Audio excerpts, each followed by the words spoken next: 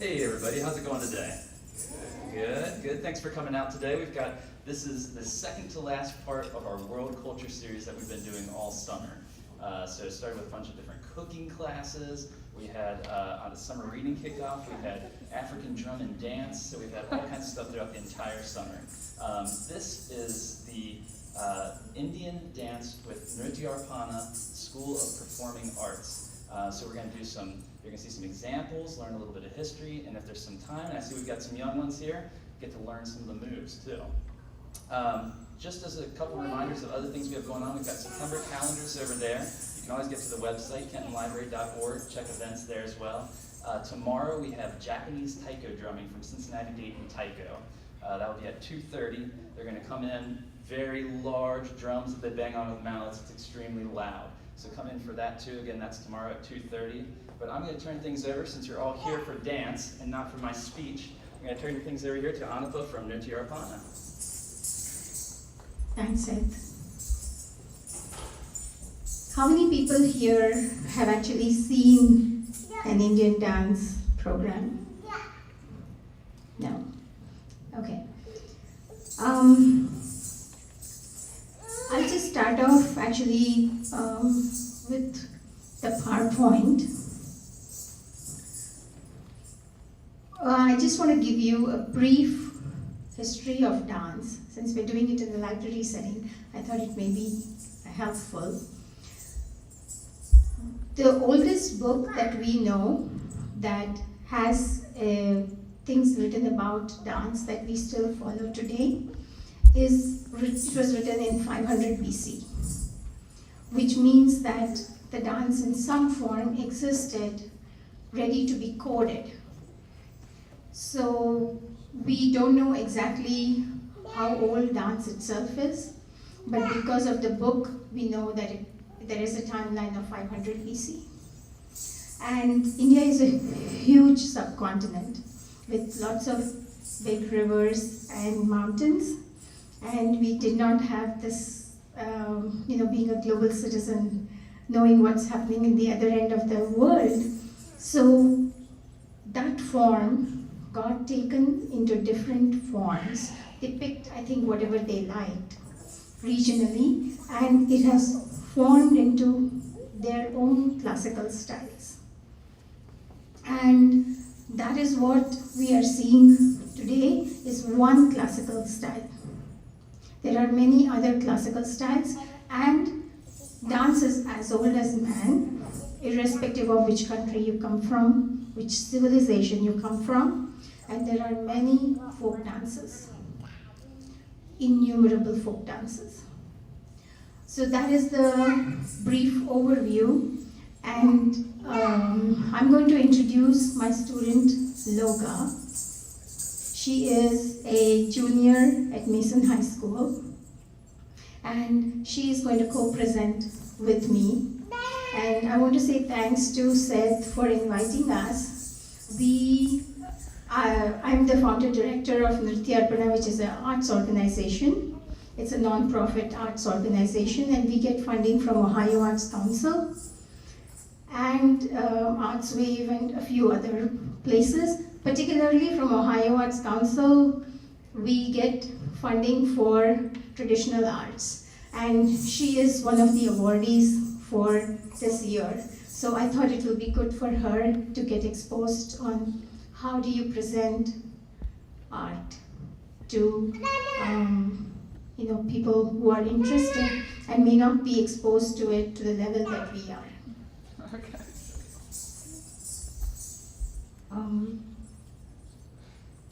Will we have the PowerPoint, or will we have the PowerPoint? We have it here. Yeah. Oh, you have it there. Okay. Yeah. Okay, that's fine. I was going to share it with the people, but that's okay. Okay, all right. Okay, I'm going to try to remember then. The first one was, I think, an introduction.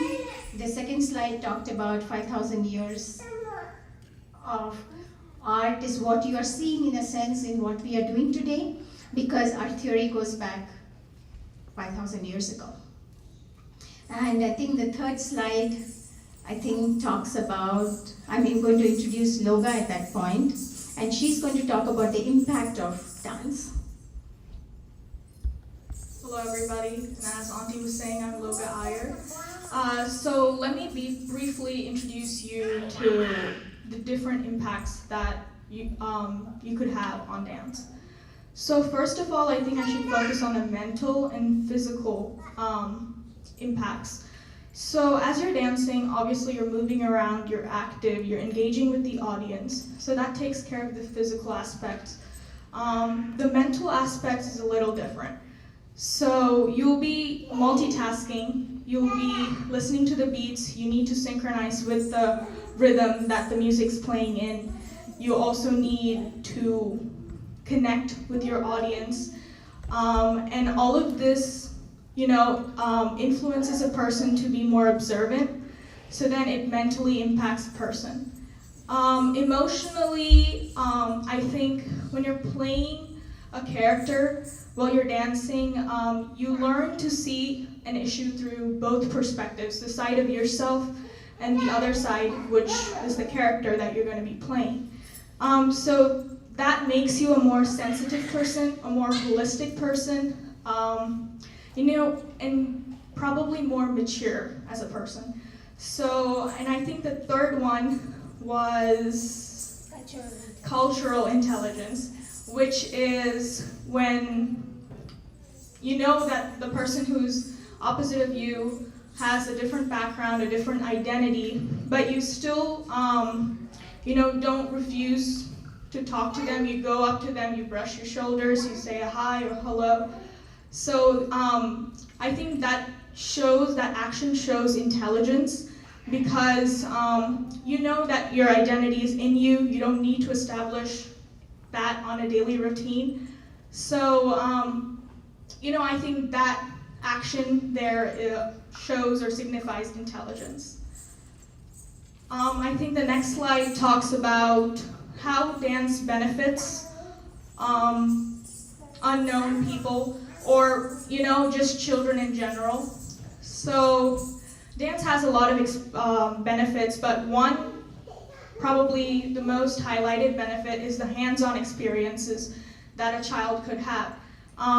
Because I feel like a theory would be, it would really help, but I think a practical experience would imprint the importance of dance in a child's head.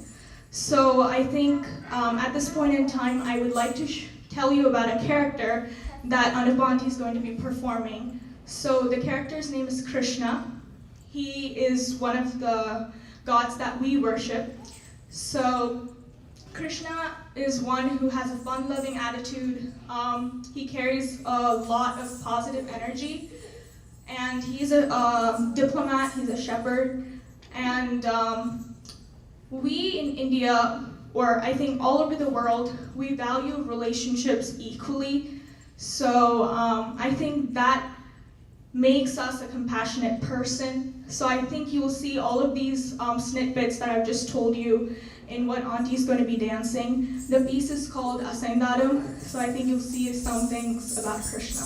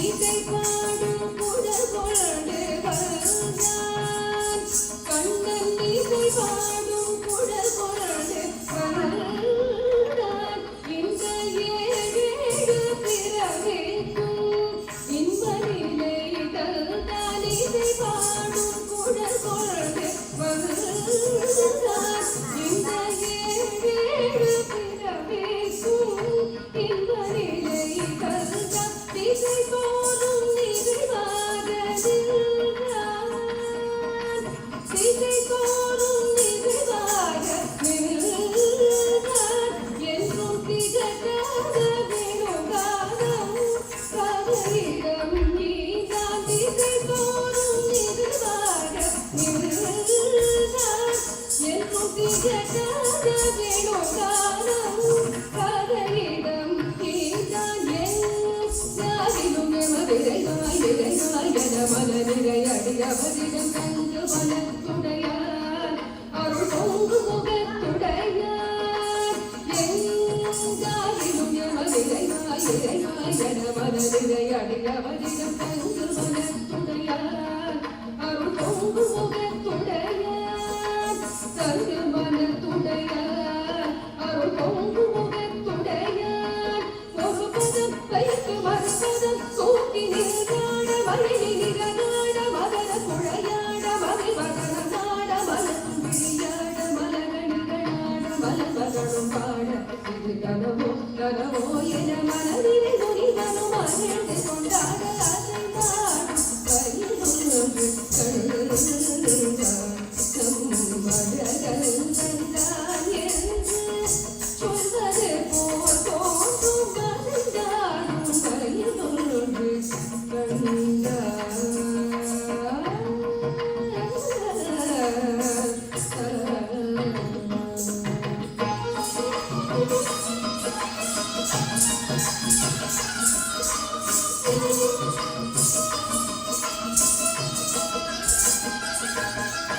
ஆசை போடும் ஆவினங்கள் கண்டு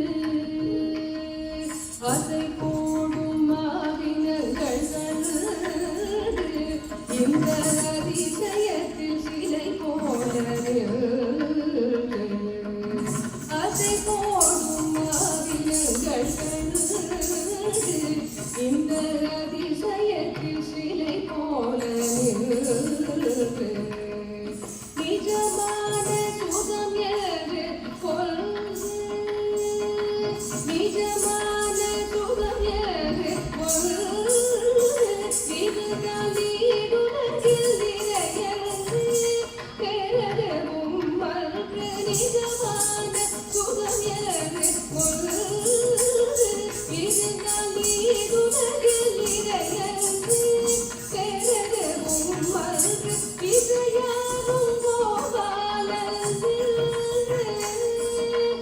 இசையாரும் கோபாலன் இன்று எழுந்தெழுந்து நடமாட எது நின்று அதை பாட இசையாரும் Gopalan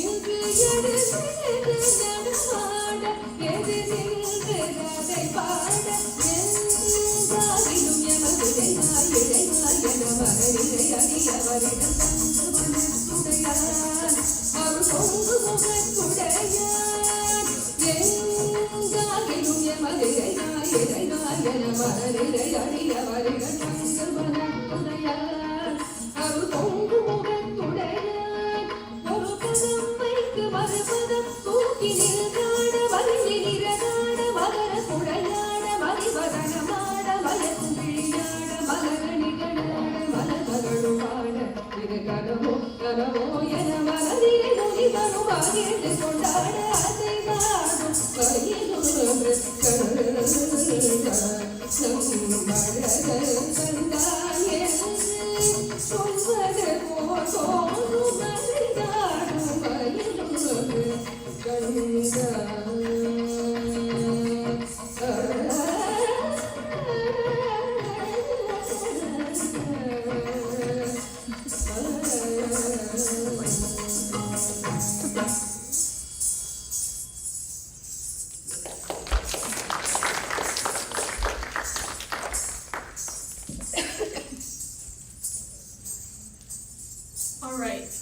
So next I'm going to be talking about another character who is Nataraja, and he's known as the Lord of Cosmic Dancer. Now Nataraja is an avatar of Shiva, and Shiva is one who's calm, who is positive with energy, and so whenever as dancers we start a dance or are about to start a dance, we pray to the Lord Nataraja because we believe that he is the knowledge of dance. So we tend to worship him first before beginning any dance performance or stage performances. So I think I'm going to have Auntie perform another piece, which is Natana Marinar, which is on Lord Nataraja. So you'll see a little bit of how Lord Nataraja was performing.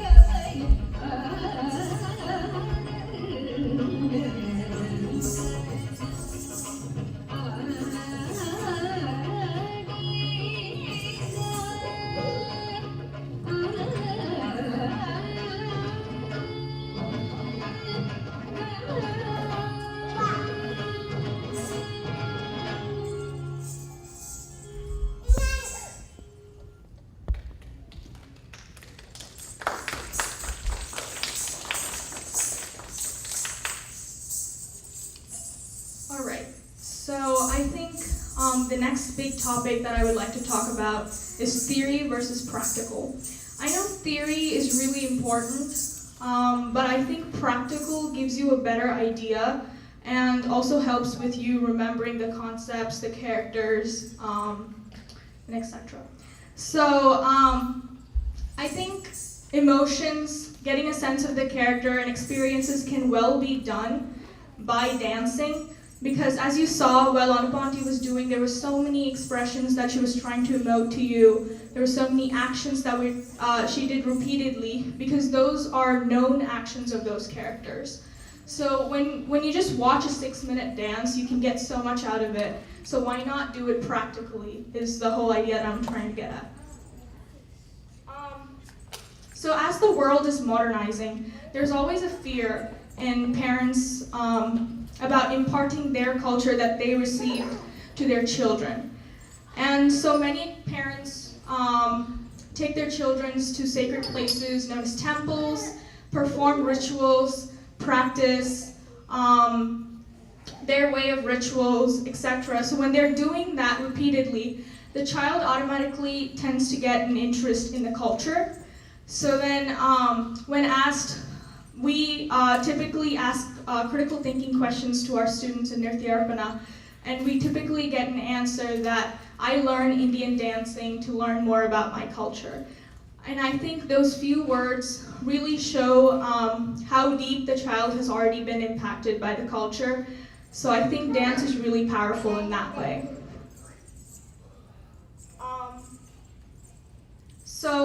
Just getting into a little bit of history, that back in the days when there were invasions by the Persians and other countries, the Indians wanted to preserve their culture, so they created temples underground. So there's this general belief that dance originated from the temples. Even though dance styles go around secular themes, it still is believed that classical dancing originated from Hinduism. So yeah. So I'm going to be performing the Alaripu. So this is to show you how physical fitness works. This has nothing to do with any characters, but you will see the movements and the natural, how you carry yourself during a dance. So.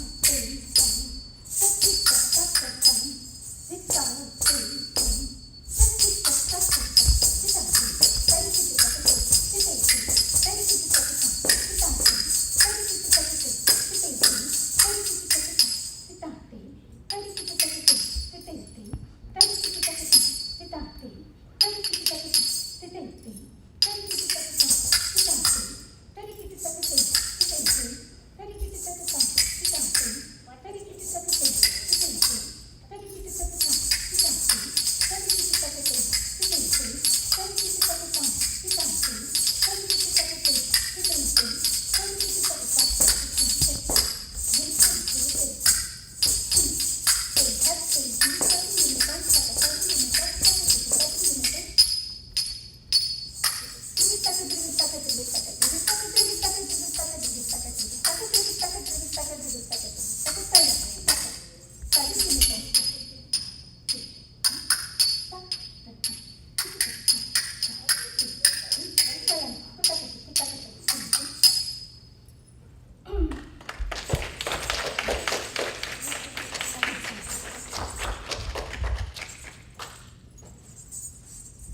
I think you got a feel of the scope. We have pieces which are completely rhythm based, and we have those which tell stories. So we have both, and just wanted to share that with you. And if we were to have orchestra for this, we would only have drums, because it's completely rhythm based. So we would not have any vocal accompaniment as a requirement. So now what I want to do is, I want to actually engage the children. How many of you know the story of Three Little Pigs? Yes? Can somebody come up in here and tell the story? No? Yeah? Come on, I'll help you. Or you can come as a group. Want to come, 2, 3 of you, and tell the story? Come. Yes? No? Okay. Then what I'll do is, Look, can you hang out the papers? There are 2 stories that I typically do as an introduction for my students, because for us, the hand gestures help tell the story. So one of the first things that they learn is how to work your fingers. And it takes a lot of time to learn how to work each of the fingers independently of the other. So the process takes anything from 6 months to 12 months, depending on how old the kids are. Yeah, maybe I'll also take a paper. So, yeah, thank you. As you can see, this is written with some things in bold, and there are spaces in between. And what that basically is telling the reader is to emphasize on the bold and to give space for what is being enacted. So I'm going to have Loga read it while I do the actions, and you will see how dance actually cuts across languages and geographic barriers and everything, because basically it becomes storytelling at that point.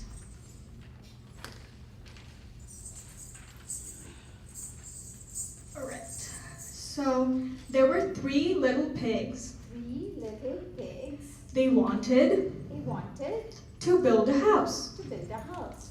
The littlest pig The littlest pig built a house built a house. of straws. The big bad wolf came and blew the house down. House down. The pig The pig got scared got scared. and ran to the older brother's house. He built a house of sticks. The big bad wolf came and blew the house down. The pig got scared and ran to the oldest brother's house. He built a house of bricks. The big bad wolf came and blew and blew and blew, but the house did not fall down. The 3 little pigs lived happily ever after. So now you understand. If you know the story, then you can connect with it. And that is typically what we do in training, in dance training. That is why knowledge becomes so important, because if she was sitting and watching my dance, I would expect her to understand, because it is a language of gestures. It's a vocabulary. So they will understand exactly what I'm saying. It is daily protected. So that is the power of gestures for us. Does anyone want to come and try? Do it quickly? Yeah? Do you want Mom to come and read it? Or do you want to see the other story? Maybe the other story is more fun. Then you have a choice. You can do either this story or that story. That's a little better. That story I kind of came up with because I needed to put in some elements. So this story is the lion and deer story. Once upon a time, there was a deer in the woods, and it heard a sound. There was a lion, and it was running behind the deer. There was a tree on which there was a monkey. He saw the lion chasing the deer, and he bought the poor deer, and he thought the poor deer. So the monkey suddenly swung across from one tree to another just in front of the lion. The lion suddenly stopped, wondering what had happened. In the meanwhile, the deer escaped. Yeah? So, it kind of gives a feel. So in the same way, we can explain what we just did. The stories that I did actually. So I could go ahead and explain it. So that is typically how we do it. Is anyone interested? Do you want to come and do a few movements? Yeah. Yeah? No? Yes? Okay. So if you have any questions, otherwise we have. So is that traditionally how we pass down the stories of religion, is through dance? It's one way. It's one. So when people come to the temple, would they watch a dance and learn of the religion? Is that how worship would typically go? No. No. Okay. So in what environment would dance take the form of storytelling? Where do you Because it use is taught separately. It It is taught as an art form. It started as an art form? Yeah, it is taught as an art form. What happened is, it was not connected to religion. Okay. It was actually connected to, all of us get very tired of listening to somebody saying, don't do this, don't do that, don't do this, this is good, this is bad. So they came up with this language to put things which are not very pleasant in forms that you can digest. So it had nothing to do with religion, it had to do with ethics. Yeah. And then what happened is, as you know history, Alexander the Great came. He was, I think, one of the first recorded people. And then the Mughals came from the that side of the Himalayas. So we had a lot of people who came in, and people felt the need to preserve the art form, and it went under. And when it went under, it researched in temples, because temples preserved it. But it didn't have to do with worship. They It were did just not have kind of doing anything to something do good with, for yes, the it did world. not have anything to do with It's worship. just a medium to tell. It's a medium to tell. It's like the Stories story passed are- down Yes. from your grandfather Yeah. to your grandmother. Yeah. So it's a way Yeah, back. like I grew up, and I'm sure she did too. When you learn, when you have storytelling, and most kids, with grandparents and granduncles, people use hands Yeah. when you're telling stories. This happened, that happened. It just became a stylized form. So It's very intricate. I mean, all It the is very movements that you do, like. yes, and we have a lot of hand movement exercises that we do Help. to help, move each finger individually. Which is why it denotes mental fitness, because Yes. you do multitasking Yes. all the time while Yeah. you're on stage. They're constantly, yeah. Okay. So now it is related, tied in, Uh-huh. but technically it is not tied into There were it. two separate. They are two separate things. Which is why it allows us to take it as an art form and bring in all kinds, like I myself, there are many people who have done it. We have done issues like rivers, corporate, I did a program on corporate ethics Okay. when Enron happened. Okay. I was in school. And so I did a program on corporate ethics. So you can do anything. But traditionally what is done is Indian mythology, because we have tons and tons of stories. And all our stories are very juicy. allowing for a lot of drama, a lot of characters, so it makes it more fun. So when you have ready material, why not? Okay? So are they written, are the stories also written, or primarily just still passed down through dancing? The stories are written in some books for Panchatantra. Mahabharata, Ramayana. They're all written and preserved, but I think this is a more interactive way for the children to learn by just looking, Yes. I'll give you an example. For example, I did Nrityarpana, the second piece, when it talks about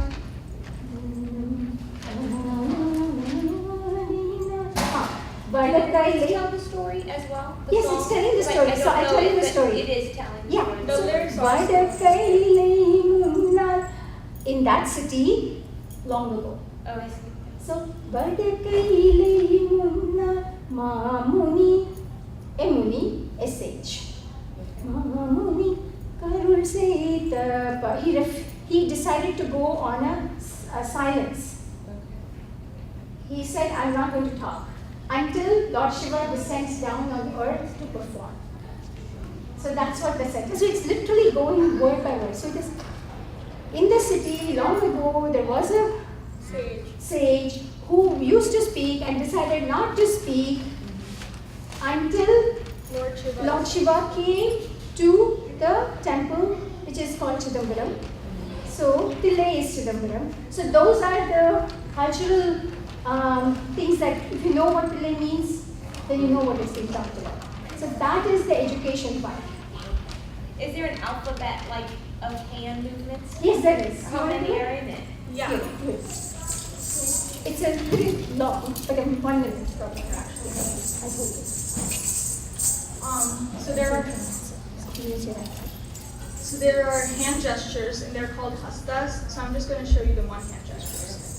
So pataka, tripataka, ardha pataka, kartari mukaha, mayurasyo, ardha chandra, arala, sukatundakaha, mushchishcha, shikarakashcha, kapitta, katakamukaha, suchi, chandrakala, padmakosha, sarpasirastata, mrigashirsha, simhamukaha, kangulascha, alapadmakaha, chaturo, bhramaraschaiva, hamsasyo, hamsapakshakaha, samdamsho, mukulaschaiva, tamrachuda, trishulakaha, ityadi samita hastanam ashtavimshatiriyataha, vyagra ardhasuchi urdanava.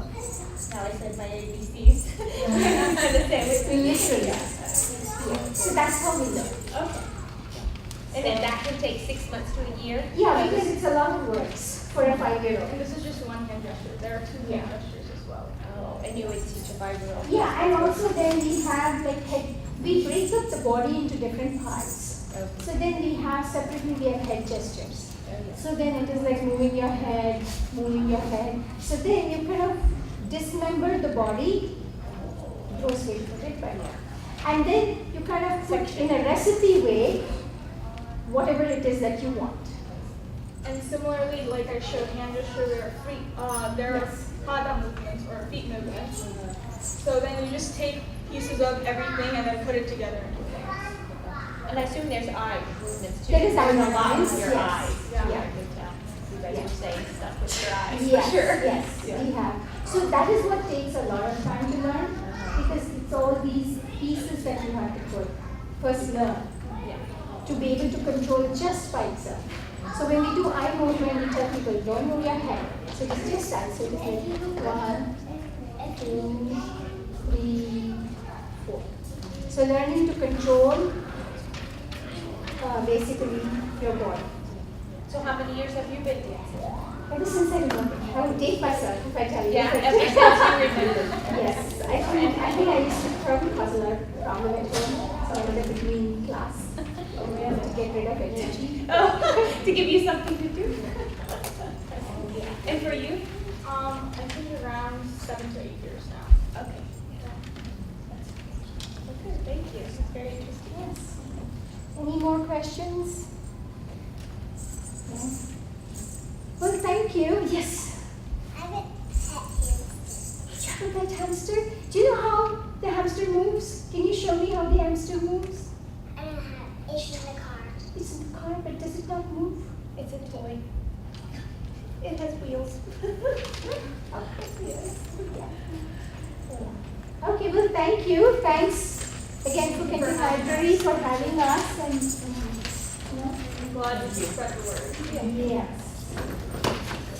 And if you're interested, I can pass on, I think downtown Cincinnati, we are part of some stuff. So what I'll do is I'll pass it on to him. So then you can. Productions. Yeah, it's actually they're community things. Community. Community, oh. Yeah. You guys should dance in the park like they do Shakespeare in the park. We should, I know. Yeah. Yeah, we should actually. Yeah. Yeah, but I will send him the